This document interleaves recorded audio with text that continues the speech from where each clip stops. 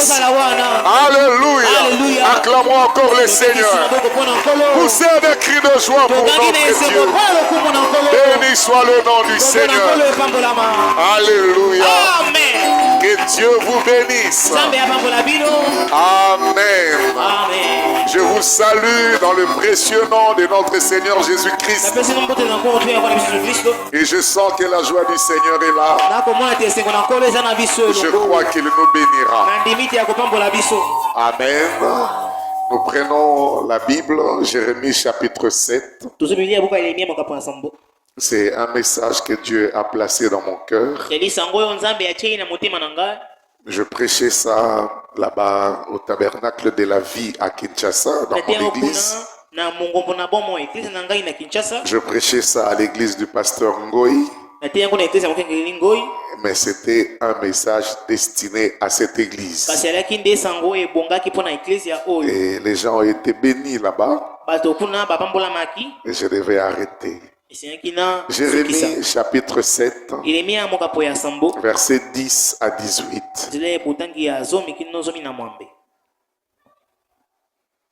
Puis vous venez vous présenter devant moi dans cette maison sur laquelle mon nom est invoqué, et vous dites, nous sommes délivrés.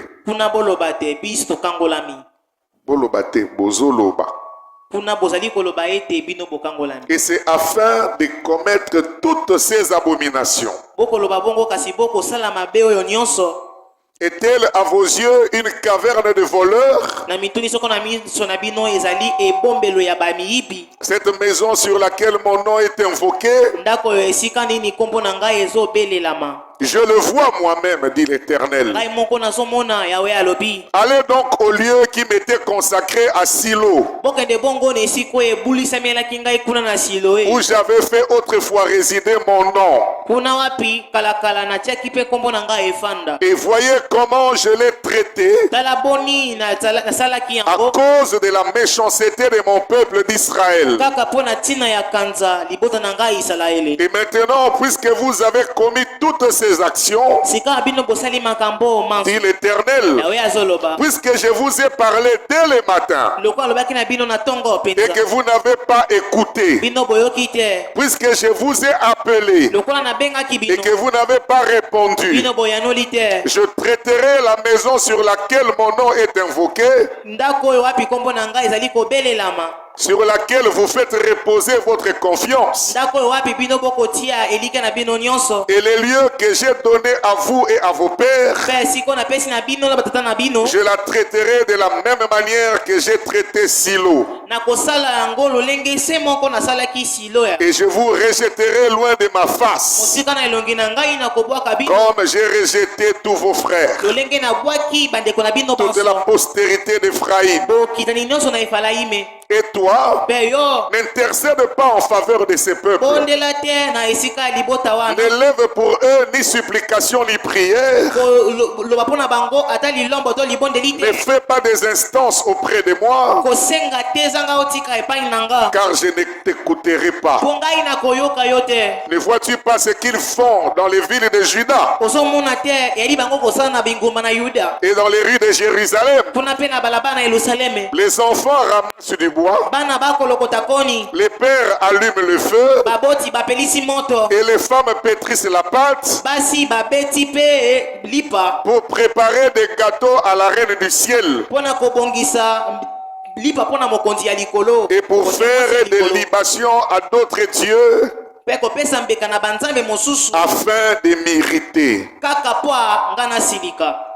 Acte chapitre 7, versets 44 à 49.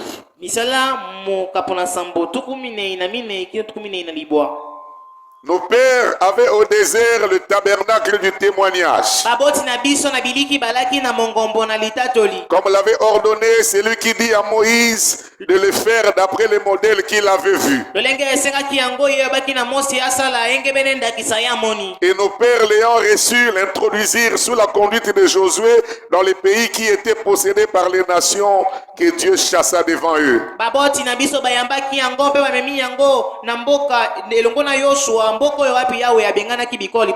Et il y resta jusqu'au jour de David. David trouva grâce devant Dieu et demanda d'élever une demeure pour les dieux de Jacob. Et c'est fils Salomon qui lui bâtit une maison. Mais le Très-Haut n'habite pas dans ce qui est fait de main d'homme. Comme dit le prophète, le ciel est mon trône et la terre est mon marchepied. Quelle maison me bâtirez-vous, dit le Seigneur, ou quel sera le lieu de mon repos? Que Dieu bénisse sa parole. Nous allons prier le Seigneur. Notre Père et notre Dieu, ce soir nous sommes réunis dans ta maison. C'est afin de recevoir tes instructions. Les instructions pour le repas. Car la fête aura lieu dans très peu de temps. L'épouse de la terre va être enlevée pour aller à la rencontre de l'époux céleste. Mais l'époux céleste a donné des instructions.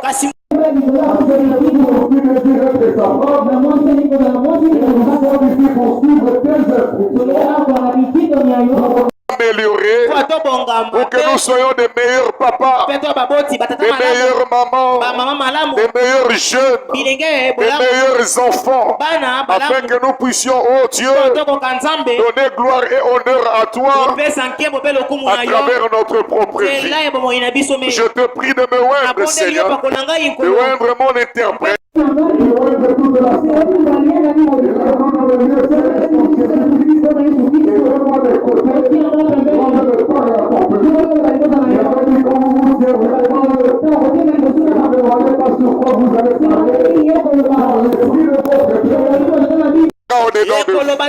Oh, toi l'Esprit de Dieu, toi qui connais le cœur, viens parler au-dedans de moi, Seigneur, afin que tout ce soit enseigné de Dieu. Tout cela pour ta gloire.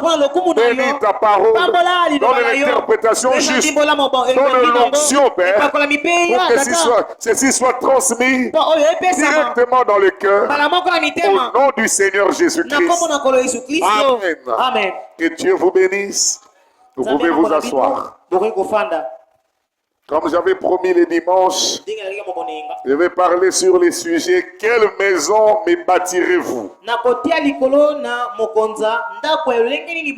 Ce sont quelques commentaires que le prophète avait fait à Tucson dans l'église de frère Peregrine. « Quelle maison me bâtirez-vous » C'est Dieu qui pose la question. Quelle maison me bâtirez-vous? Et l'idée d'une maison pour l'Éternel est venue de David. Quand le peuple est sorti de l'Égypte, pendant qu'il était dans le désert, Dieu avait donné à Moïse l'ordre de construire le tabernacle de témoignage.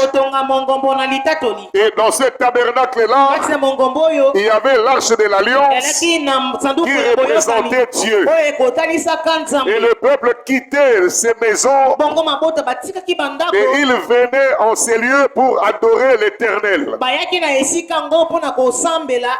Quand il commettait un péché, c'est en ces lieux-là qu'il venait pour faire une offrande à l'Éternel afin de recevoir le pardon de leurs péchés. Et c'était en ces lieux qu'il venait pour rencontrer le Dieu de Jacob. Amen. Et c'est Josué qui, après avoir entré dans le pays, a ramené le tabernacle de l'Alliance directement dans ce pays-là. Le pays que Dieu leur a donné, le pays de la promesse. Et c'est à Silo que l'arche de l'Éternel avait été placée. Amen. C'était le premier lieu où l'arche de Dieu a résidé en Israël. Si nous lisons dans Josué chapitre 18 verset 1, la Bible dit toute l'assemblée des enfants d'Israël s'est réunie à Silo Et ils y placèrent la tente d'assignation. Les pays étaient soumis devant eux. Et le prophète de Dieu dit, donc pourquoi la petite Bethléem, au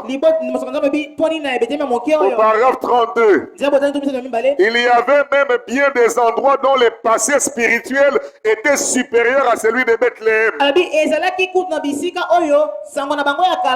Le passé spirituel de Silo était supérieur à Bethléem. Certains endroits comme par exemple Silo.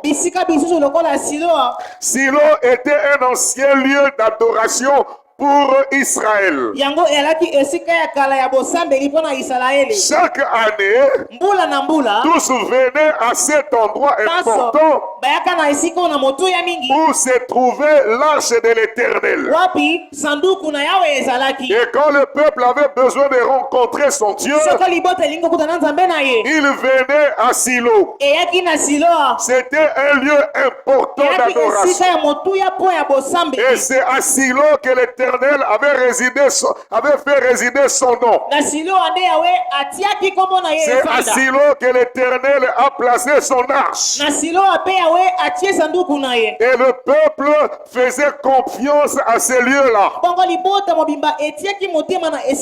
Même quand les enfants d'Israël étaient en guerre et qu'ils étaient en difficulté, ils devaient aller à Silo pour aller chercher l'arche de l'Éternel afin de remporter la victoire.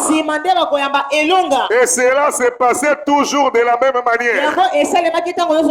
Le vrai problème, c'est que le peuple ne venait rencontrer Dieu qu'à Silo. Quand il rentrait dans la maison, il savait que l'Éternel est resté à Silo. Et la manière dont il se comportait était différente de la manière dont il se comportait à Silo. Quand il devait craindre l'Éternel, ils attendaient de venir à Silo pour craindre l'Éternel. Mais pourtant, dans leur maison, ils vivaient autre chose. Dans leur maison, ils avaient une autre attitude.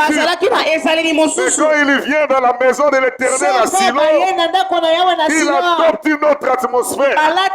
Il adopte une autre attitude. Et cette attitude-là ne les accompagnait pas dans leur maison. Et quand ils se sont habitués, même avec le fait de venir faire l'adoration à Silo, ils ont commencé à commettre des abominations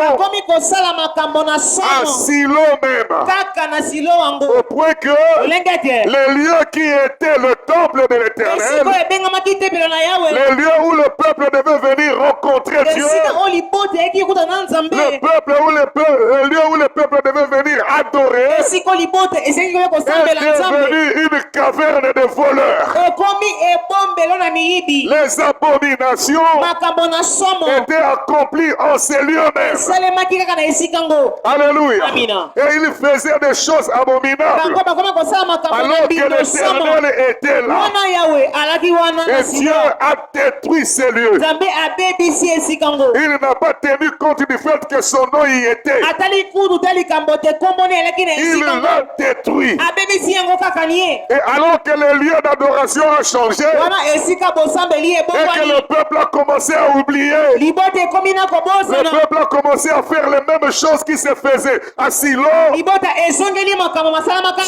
lance une menace au peuple. Et puis vous venez vous présenter devant moi dans cette maison sur laquelle mon nom est invoqué, et vous dites nous sommes délivrés.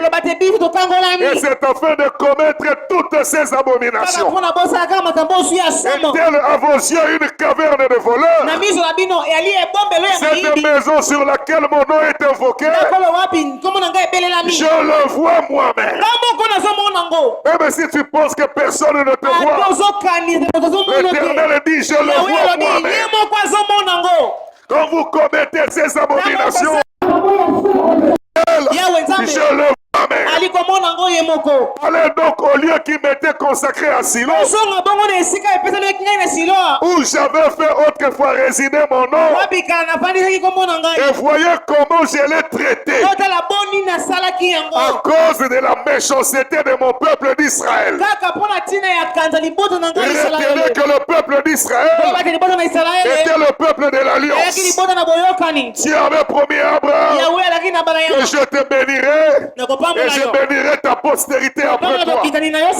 Le peuple était le peuple de l'alliance avec Dieu. Silo était le lieu où Dieu a fait résider son nom. Et Dieu n'a pas hésité de détruire Silo à cause de la méchanceté du peuple. Alléluia.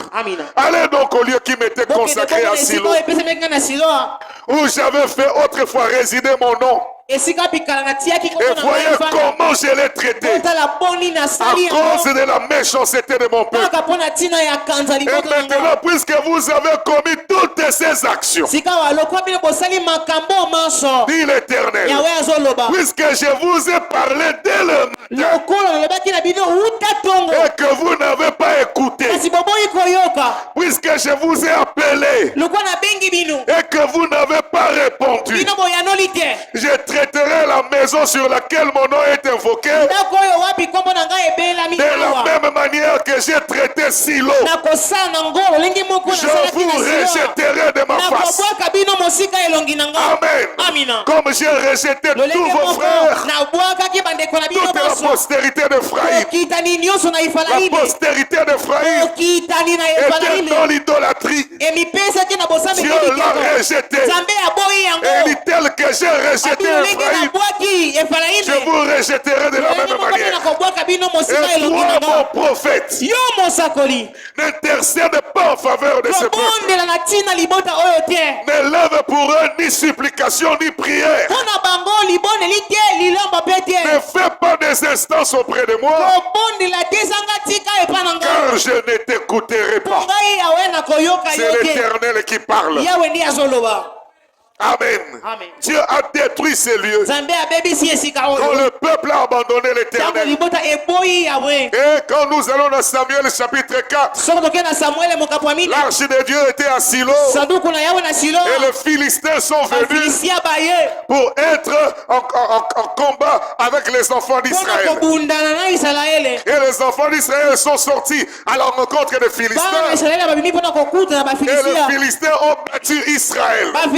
Et le peuple a fui devant les Philistins.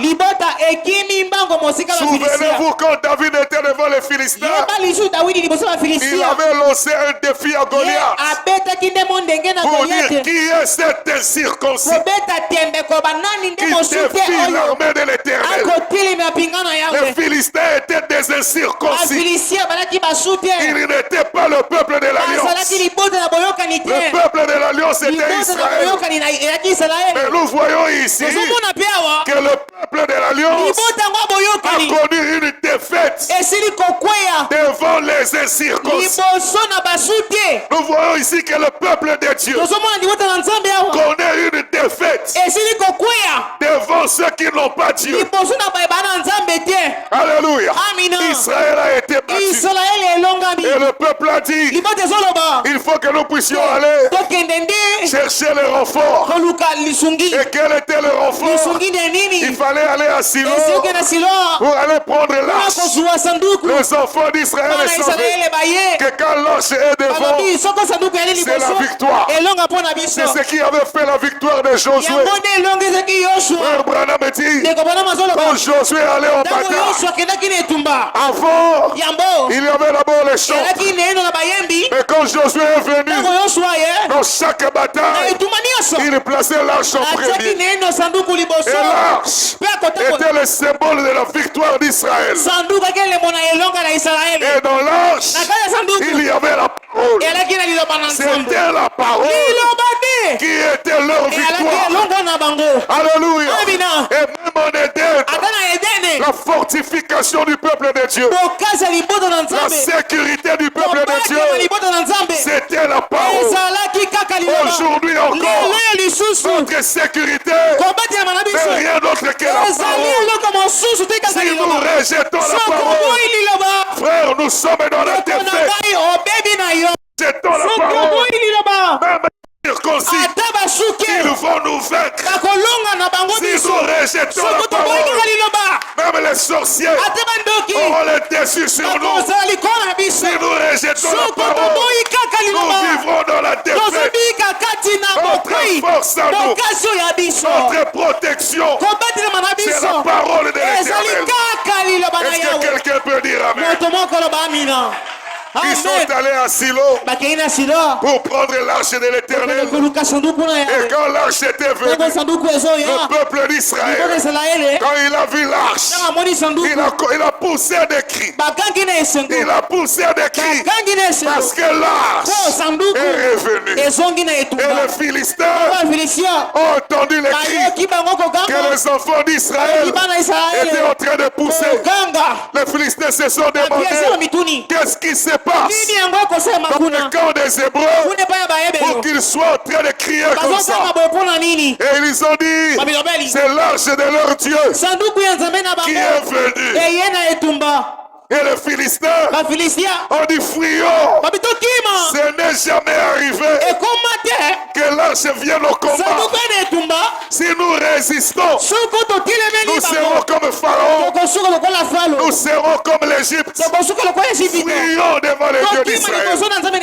Et pendant que les Philistins s'apprêtaient à fuir, l'un d'eux dit, attendez, chers Philistins, n'ayez pas peur, sinon Israël va dominer sur nous.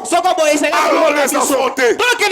Enlevez la peur, on va les affronter. Quand ils ont enlevé la peur, ils sont venus, ils ont infligé une grande défaite à Israël. Malgré la présence de l'arche, Israël a connu une grande défaite. Alléluia.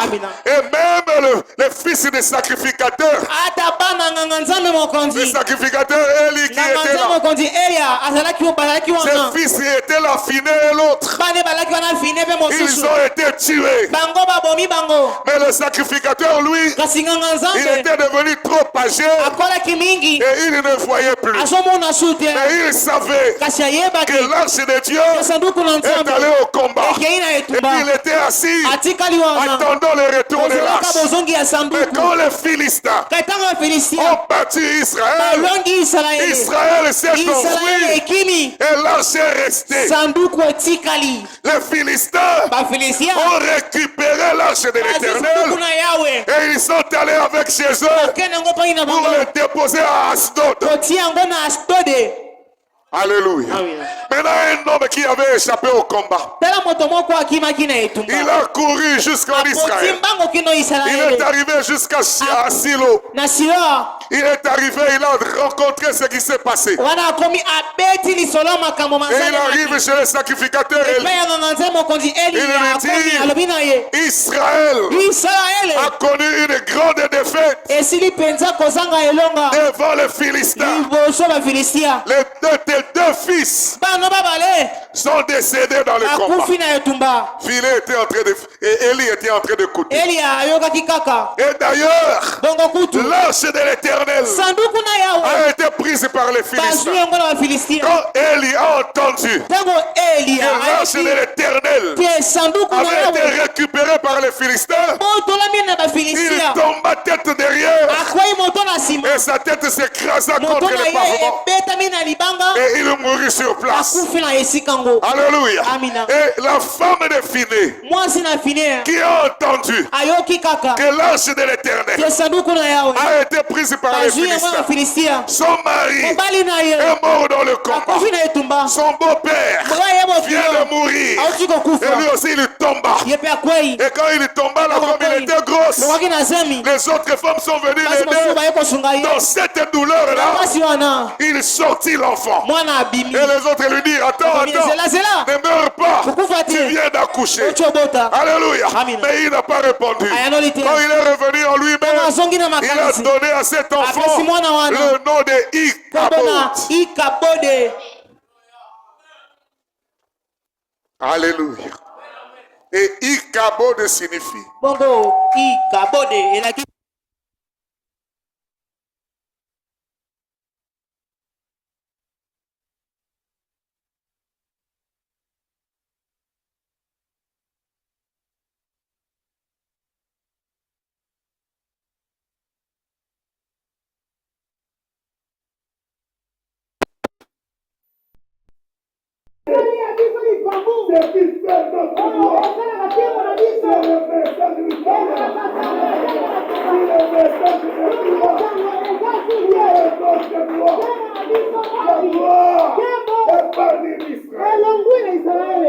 Alléluia.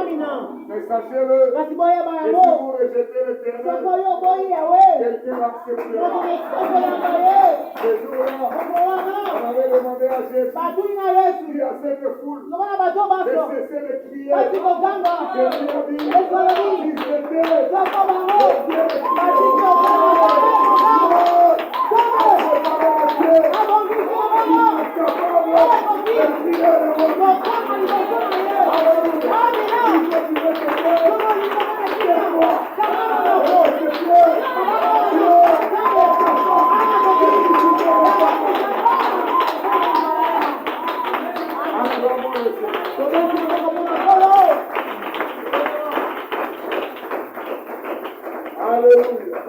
Dieu ne manque pas de témoins.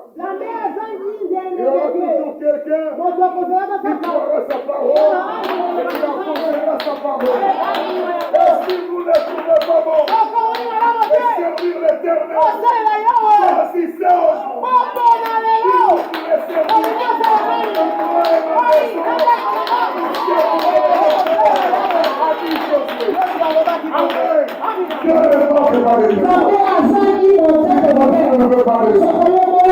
servir que la parole combattra pour elle-même. Et là où l'ange était parti, quand la gloire a été bannie d'Israël, l'ange est parti sur les Philistins.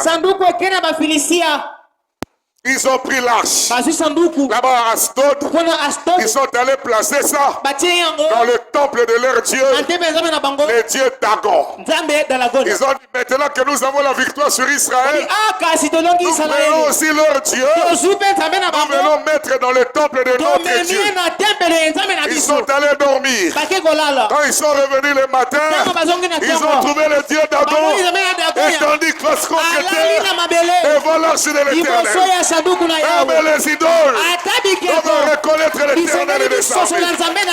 Et si une idole reconnaît l'Éternel, qu'en est-il de ses enfants? À tous ceux qui l'ont reçu, à ceux qui croient en son nom, tu as donné le pouvoir de devenir enfant de Dieu. Et un enfant de Dieu, il ne reste pas tranquille devant son Dieu. Abraham dit, là où Jésus est, il y a du bruit. S'il n'y a pas du bruit, Jésus n'est pas là. Jésus, là où il marche, il y a des hosanna, il y a des alléluia, il y a des gloires à Dieu. Amen. Le Fils de Dieu, il savent comment adorer leur Dieu. Ils savent comment chanter pour leur Dieu. Ils savent comment taper les mains pour leur Dieu. Alléluia. Dagon était étendu face contre terre devant l'arche de l'Éternel. Amen. Ils ont dit non, il faut qu'on puisse l'aider. Nous n'aidons pas Dieu. C'est Dieu qui nous aide. Amen. Alléluia. Amen. C'est pas nous qui l'aidons. C'est lui qui nous aide. Mais eux, ils sont allés aider leur Dieu. Mais toi aussi, Dagon. Pourquoi tu restes étendu comme ça? Lève-toi. Ils ont pris Dagon. Ils les ont remis en place. C'était leur erreur. Ils sont allés dormir. Quand ils sont revenus le matin, Dagon était encore là. Face contre terre. Mais cette fois-là, écrasé. Amen. Qu'est-ce qui s'est passé? L'Éternel combattait pour lui. Amen. Même si tu es au milieu des sorciers, si l'arche de Dieu est dans